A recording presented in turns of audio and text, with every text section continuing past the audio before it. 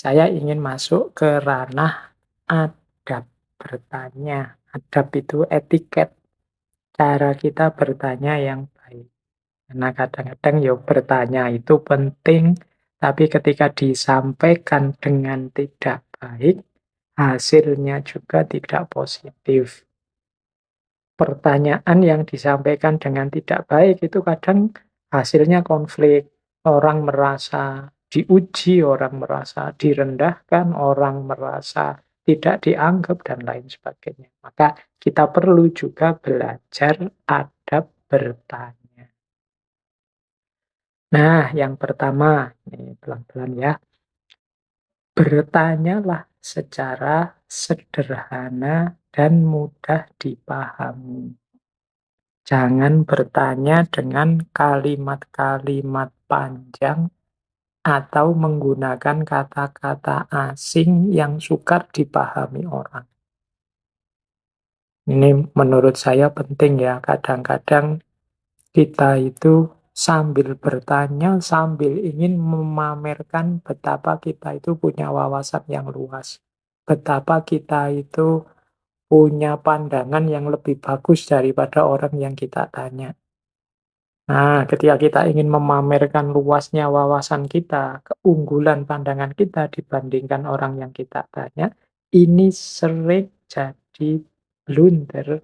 Jadi jawabannya akhirnya sering bukan kebenaran, tapi pertandingan. Siapa yang lebih benar, siapa yang lebih kuat. Bertanyalah karena memang itu penting untuk ditanyakan, gunakan kalimat-kalimat yang sederhana, mudah dipahami.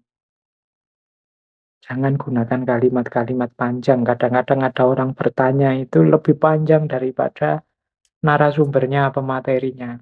Pematerinya 10 menit, dia bertanyanya sampai 15 menit misalnya. Nah ini ya kayak narasumber tandingan akhirnya. Tanyakan saja to the point, sesuai yang mau ditanyakan, secara sederhana dan mudah dipahami.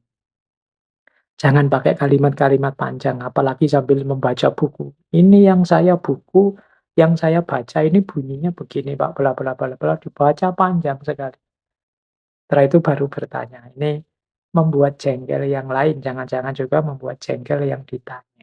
Bertanya secara sederhana saja, karena memang ingin tahu, atau ingin kejelasan, atau ingin yang tadi, 9 tadi, apa yang kita inginkan langsung saja.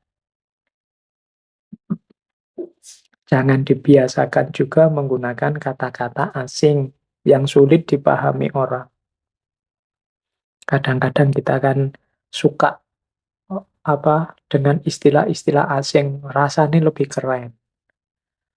Pakai kata-kata eksistensi lah, esensi lah, pakai kata-kata apa, pokoknya yang asing-asing yang orang, wah, paradigma lah, apalah.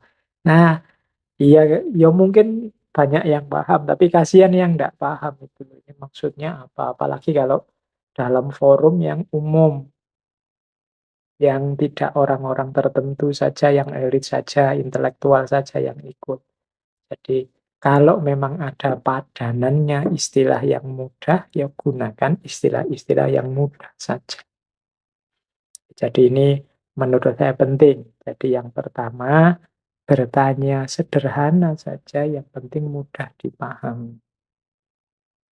Terus yang kedua, kalau kita bertanya dengan tujuan memperoleh pengetahuan, tegaskan apa yang ingin kita ketahui itu. Sebelum mengajukan satu pertanyaan, kita perlu tahu apa yang tidak jelas bagi kita. Karena kalau kita tidak menegaskan, kadang-kadang ya pertanyaan kita itu mendapat jawaban yang tidak memuaskan.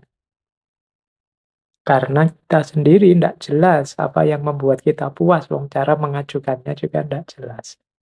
Jadi tegas saja, Pak, Bu, saya ingin tahu tentang ini loh. Nah, itu kan jelas. Saya tadi dalam penjelasan belum paham bagian yang itu, yang tentang ini. Maksudnya bagaimana ya? Ini lebih jelas. Kadang-kadang kita bertanya itu kan malu kalau ngomong to the point langsung. Terus kita beri ilustrasi-ilustrasi yang kadang ilustrasinya malah bikin rumit. Atau yang ditanya terus terdistraksi. Dia justru yang ditanggapi ilustrasinya, bukan pertanyaan utamanya. Jadi kalau mau bertanya coba tegaskan. Mungkin di awal atau di akhir kalimat. Saya ingin tanya tentang ini loh. Saya ingin kejelasan tentang ini loh. Ilustrasinya menyusul di belakang. Jadi biar yang ditanya itu paham. Karena kadang-kadang kita memberi ilustrasi terlalu panjang lebar, yang ditanya teralihkan perhatiannya pada ilustrasi kita. Akhirnya yang ditanggapi ilustrasi kita, bukan pertanyaan kita. Jadi yang pertama dan kedua, adabnya bertanya itu ya sederhana, mudah dipahami, to the point, dan tegaskan apa yang kita tanyakan, apa yang kita inginkan. Oke, ini kalau pertanyaan untuk mendapatkan informasi. Terus, adabnya bertanya juga, susunlah pertanyaan sesuai dengan ide-ide, asumsi-asumsi yang menjadi bahasan. Jangan bertanya di luar kajian yang sedang dibahas atau di luar asumsi-asumsi yang sedang dikaji. Ketika orang bicara sosiologi, ya pertanyaan-pertanyaan kita dalam konteks sosiologi. Kalau orang sedang membahas pertanian, ya pertanyaan-pertanyaan kita relevan dengan dunia pertanian. Karena kita tidak boleh egois.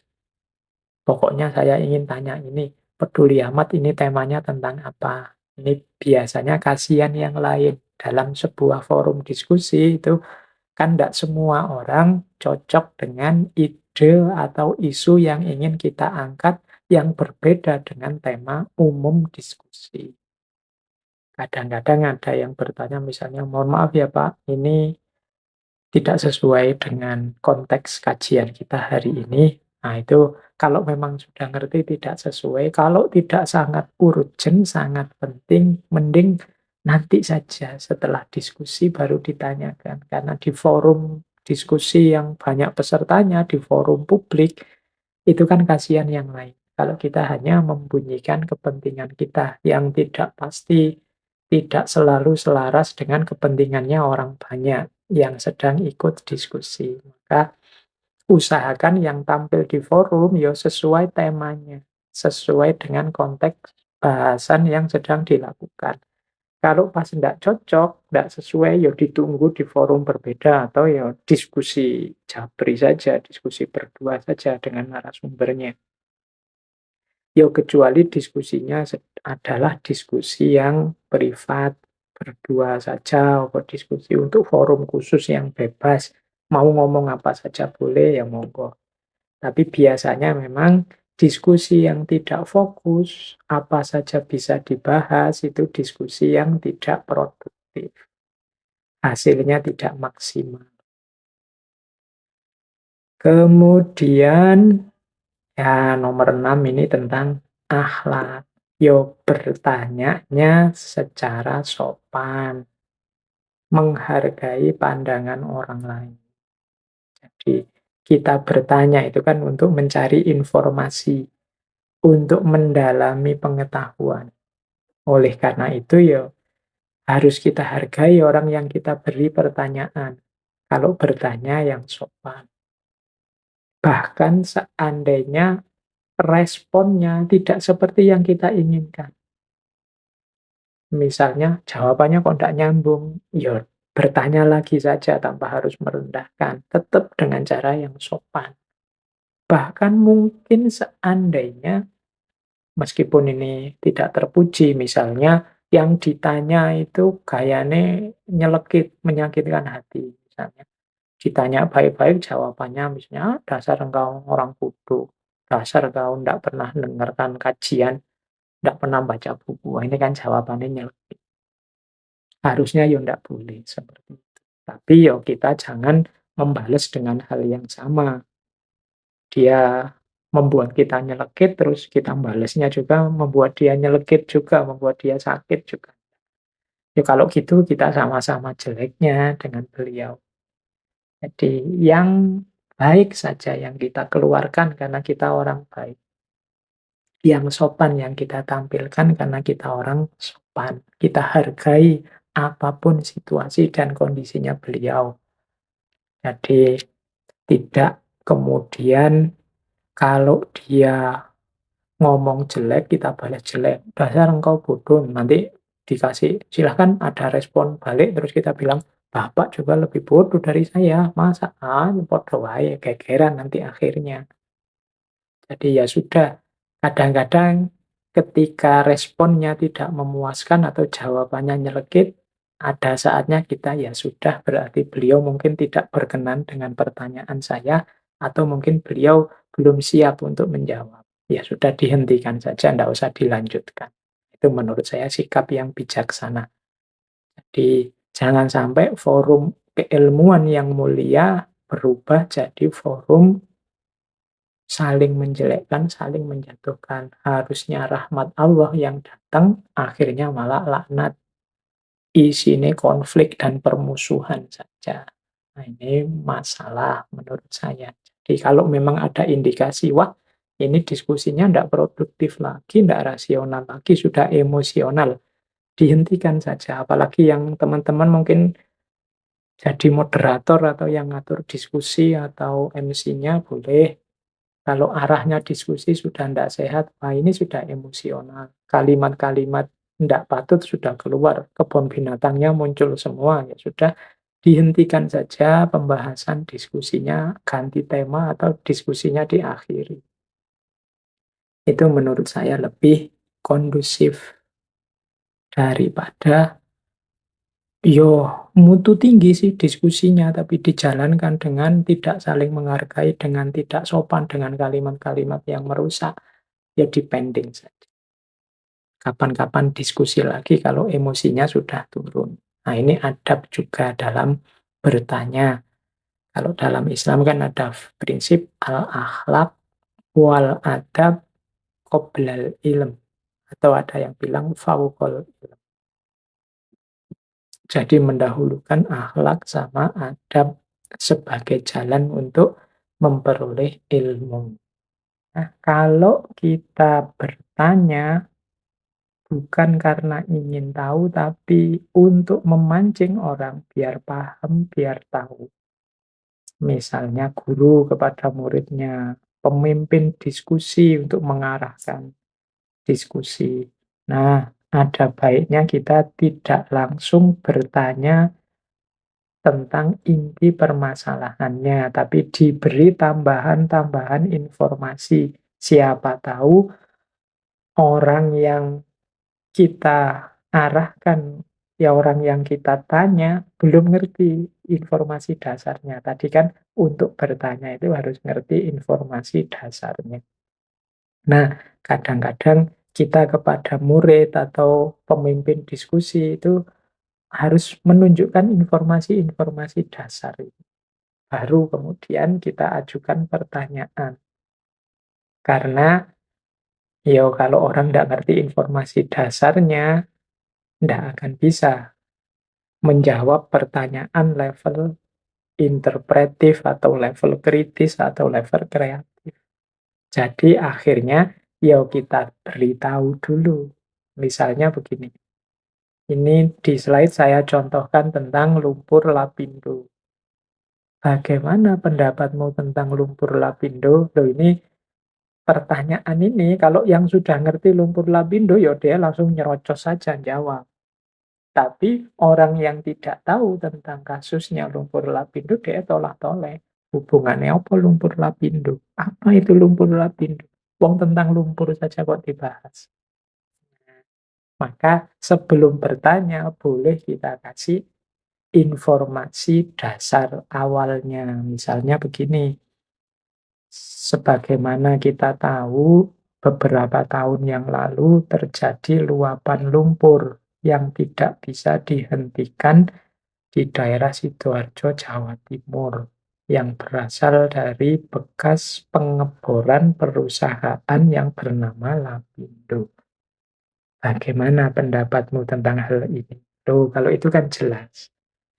Jadi orang ngerti informasi dasar. Ini untuk kita ya yang kadang-kadang bertanya untuk menguji kapasitas itu butuh informasi dasar pada murid kita, pada peserta diskusi dan lain-lain. Karena tidak semua orang ngerti. Nah, ini adab kedua. Karena pertanyaan yang kita ajukan itu kan biasanya sesuai asumsi yang ada di kepala kita, yang itu tidak semua orang tahu. Sesuai informasi yang ada di kepala kita, yang itu tidak semua orang tahu. Oke, terus yang keempat, jangan sampai kita bertanya hanya untuk membuktikan bahwa kita benar dan orang lain salah. Hal ini hanya akan menunjukkan bahwa kita sebenarnya tidak berpikiran terbuka, ingin menang sendiri, atau ingin dilihat pintar oleh orang. Kita harus bertanya hanya karena kita tertarik untuk membahas sesuatu atau karena kita tidak tahu tentang sesuatu. Kadang-kadang kan memang ada orang-orang yang seperti ini. Dia bertanya hanya untuk menonjolkan dirinya, hanya untuk membuktikan bahwa aku lebih pinter, aku lebih benar, aku lebih jago, wawasanku lebih luas daripada wawasannya orang itu. Nah, jangan lupa kalau kita punya gaya seperti ini, justru orang akan melihat kita arogan. Orang akan melihat kita, kitalah yang berpikiran sempit. Kita kelihatan seperti orang yang ingin menang sendiri, ingin benar sendiri, ingin kelihatan paling pinter. Jadi teman-teman, ayolah kita biasakan yuk bertanya itu karena tidak tahu atau paling tidak karena ada yang ingin kita bahas lebih dalam dengan bersama orang yang kita beri pertanyaan. Bukan karena ingin nguji atau ingin pamer bahwa kita lebih pinter dari dia. Karena audien itu kemungkinan justru menangkap kita seperti tadi.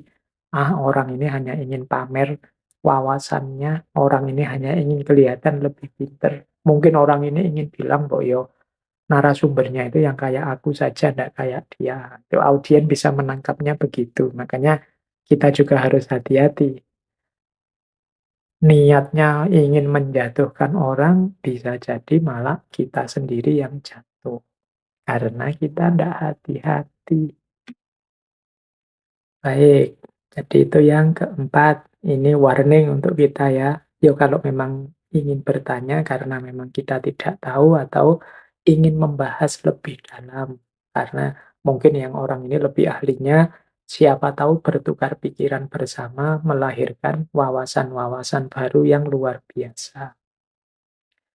Terus adab yang juga harus diperhatikan selanjutnya adalah gunakan kalimat atau rangkaian kata-kata yang konotasinya positif sesuai ruang, waktu, dan situasinya.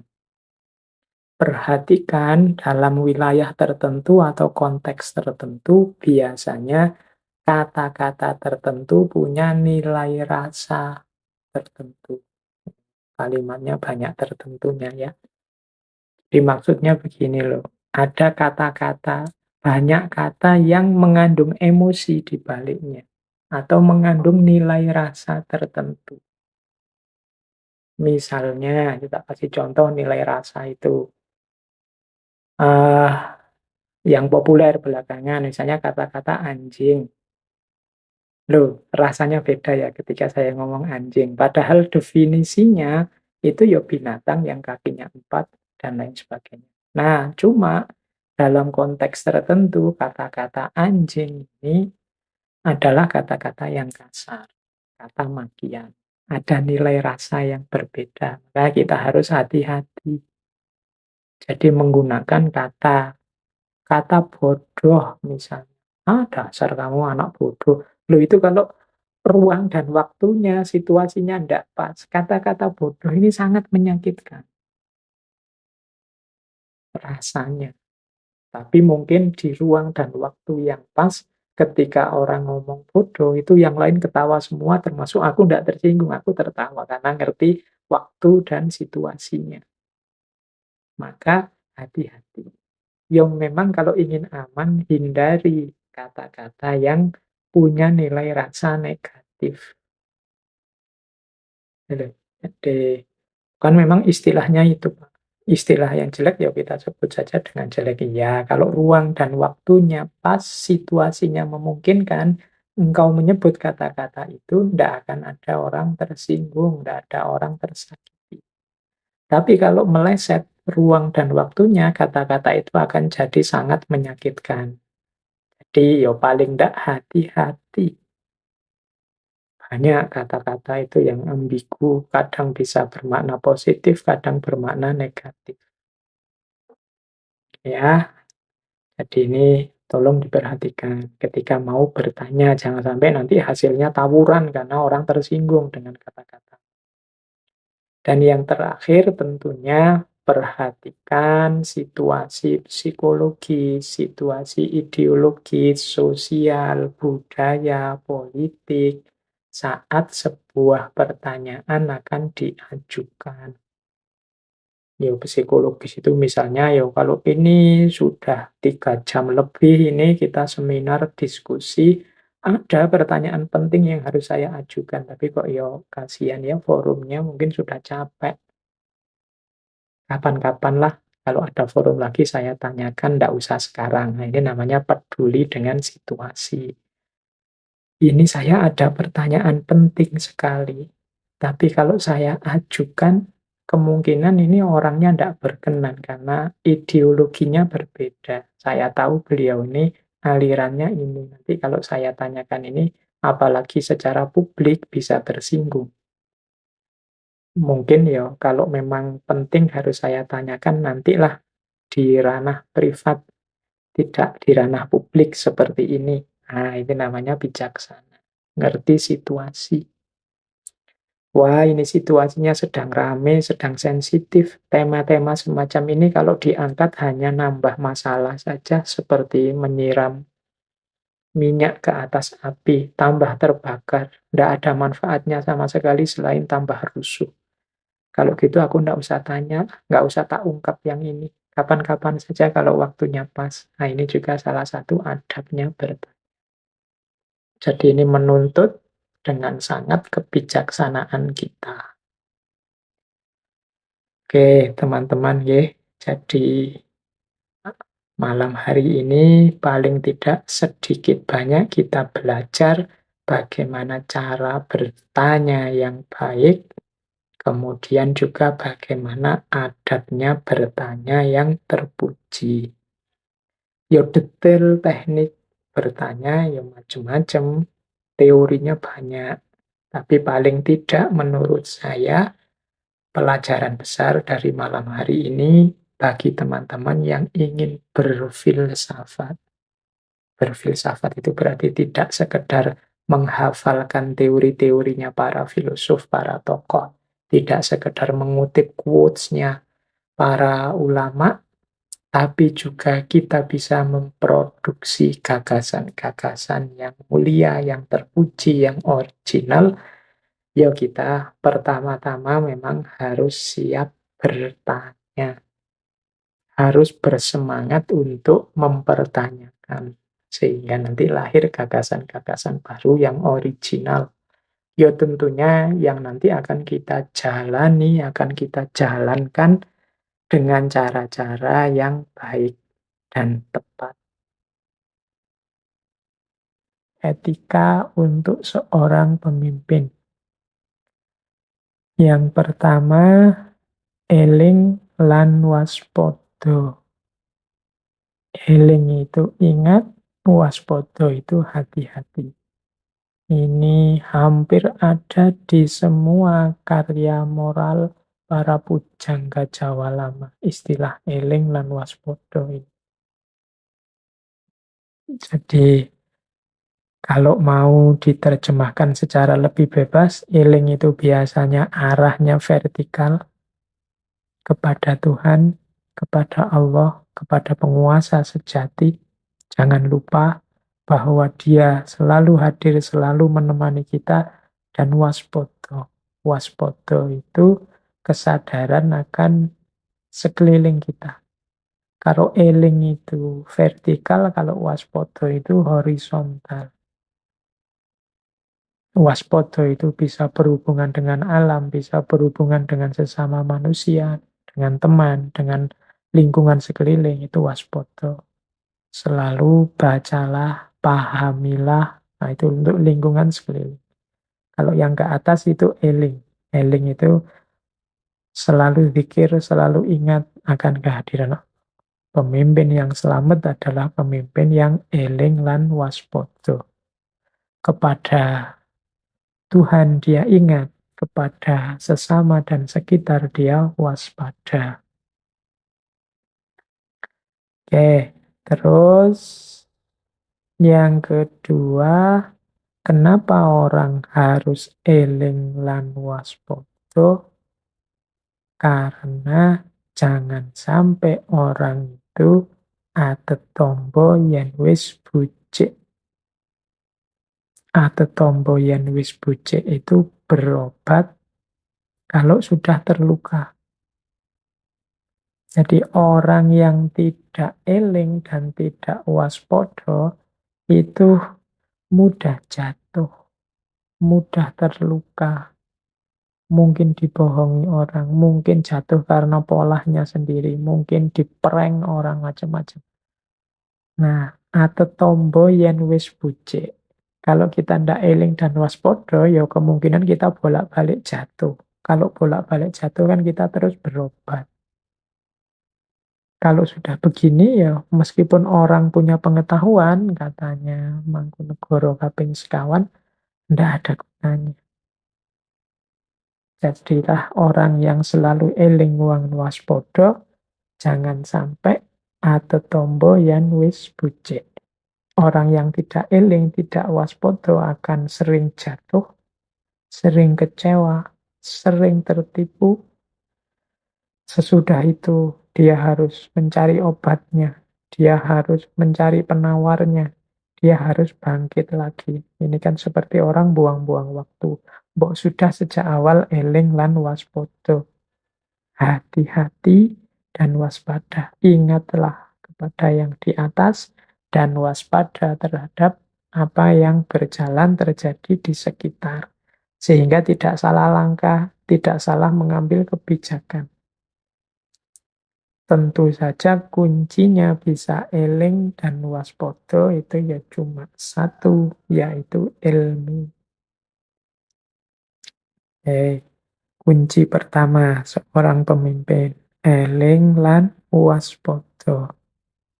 Terus ada lagi pemimpin itu, ini kalau berhadapan dengan orang lain. Secara sosial dia harus bangkit, ajur, ajer. Nah, tadi sudah dijelaskan di depan. Ajur, ajer itu mampu membaur, bisa bergaul dengan siapa saja. Tidak sekedar orang yang dia sukai saja. Tidak sekedar kelompoknya saja.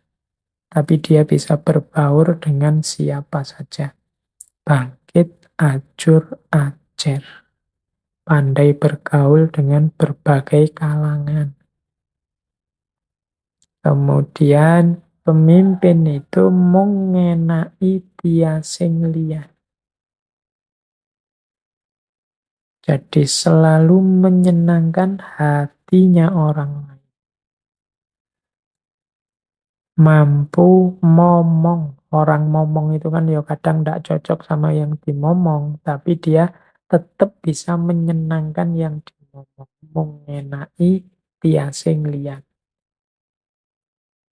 Meskipun mungkin pendapatnya berbeda dengan yang dia pimpin, dengan beberapa yang dia pimpin, tapi tetap dia fokus untuk menyenangkan, membahagiakan yang dia pimpin.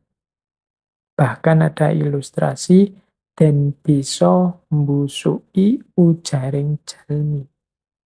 Kadang-kadang malah pura-pura bodoh. Jadi pemimpin di antara pemimpin yang utama itu sukanya membahagiakan, menyenangkan yang dia pimpin. Sampai kadang-kadang pura-pura bodoh biar yang dia pimpin seneng. Kita itu kan begitu. Kadang-kadang punya rasa hasut, punya rasa iri. Kalau sudah tidak suka orang lain, yang diinginkan itu yang kita iri itu biar jelek, terus biar rusak, biar jatuh, biar keliru. Nah, termasuk terhadap pemimpin. Nah, pemimpin ini yang punya tanggung jawab ngomong, ngerti bener ada banyak orang seperti itu yang dia pimpin. Sehingga untuk membahagiakan mereka kadang-kadang pura-pura bodoh, pura-pura ndak ngerti. Sehingga orang-orang yang dia pimpin itu tidak merasa terlalu jauh, tidak merasa terlalu minder, tidak merasa terlalu rendah. Orang yang bijaksana menghadapi orang dungu dengan cara sinamun ing samudana, dengan cara yang halus tapi tetap baik. Sesadon ing adu manis. Jadi pemimpin itu membaur dengan masyarakat, tidak sekedar membaur, tapi membahagiakan, mengenai tiasing liyan. Jangan hanya nyampur, jangan hanya belusuan, tapi hasilnya harus tetap membahagiakan, menyenangkan. Bahkan kadang-kadang harus menurunkan levelnya. Sebenarnya ngerti, kadang-kadang pura-pura tidak ngerti. Biar rakyatnya yang ngomong sendiri dan merasa mereka bisa. Kadang-kadang tahu tapi pura-pura tidak tahu. Yang menanggapi segala sesuatu dengan halus, tidak menjatuhkan. Nah, ini pemimpin yang baik. Ini bisa jadi tips untuk teman-teman para calon pemimpin. Etika pemimpin itu auyo mematuh nalutuh. Jadi hindarilah sifat-sifat angkara dan perbuatan nista. Ini pasti ya. Seorang pemimpin harus menyingkiri segala sifat angkara murka dan perilaku-perilaku yang rendah, perilaku-perilaku yang nista. Di bait yang sama dijelaskan, apa sih angkara itu antara lain? Ini antara lain ya. Karepe kareme anguwus-uwus, uwo setan ono, mung janjine muring-muring. Jadi sukanya mencaci maki, isinya tidak ada, bisanya cuma marah-marah. Jadi begitu tidak cocok, marah. Begitu tidak cocok, marah. Siapa saja dimarahi kalau tidak sesuai dengan keinginannya. Nah, itu namanya sifat angkoro. Tidak jelas ini marah karena apa, tujuannya apa, isinya apa, solusinya bagaimana, tidak jelas. Yang penting marah. Karena tidak cocok sama keinginan. Nah, ini termasuk sifat angkara. Pemimpin tidak boleh punya sifat angkara dan juga perbuatannya nista. Selain eling yang waspodo, hindari sifat-sifat angkara murka dan juga perbuatan nisto. Itu yang kedua. Yang ketiga, pemimpin itu jangan sampai bertindak kurang sopan santun sehingga memalukan. Atau dalam istilah di Serat Wedotomo, gonyak ganyuk ngeling semi. Ndak sopan dan memalukan. Kalau ini urusannya adab. Kemudian juga ndak boleh nggugu karepe priyangga. Semaunya sendiri. Ndak bisa diatur. Nah ini juga ndak boleh. Secara adab dia tidak boleh bikin malu, kemudian tidak boleh ingin menang sendiri, kemudian dia juga harus mampu menempatkan diri, traping anggoniro, dan mematuhi aturan. Angger ugering keprabon. Ini seorang pemimpin secara adab harus bagus, secara hukum harus bagus, secara susila harus bagus, secara sosial juga harus bagus. Jangan gonyak-ganyuk angling semi, nggugu karepe priyangga, harus bisa traping anggoniro, dan angger ugering keprabon. Pemimpin jangan tidak sopan dan membuat malu. Pemimpin jangan semaunya sendiri. Pemimpin harus dapat menempatkan diri dan mematuhi aturan. Kalau pemimpinnya sendiri melanggar aturan, kalau pemimpin tidak bisa menempatkan diri, kalau pemimpin otoriter semaunya sendiri, kalau pemimpin tidak tahu sopan santun bikin malu saja, berarti dia tidak layak jadi pemimpin. Harus belajar lagi jadi pemimpin yang baik.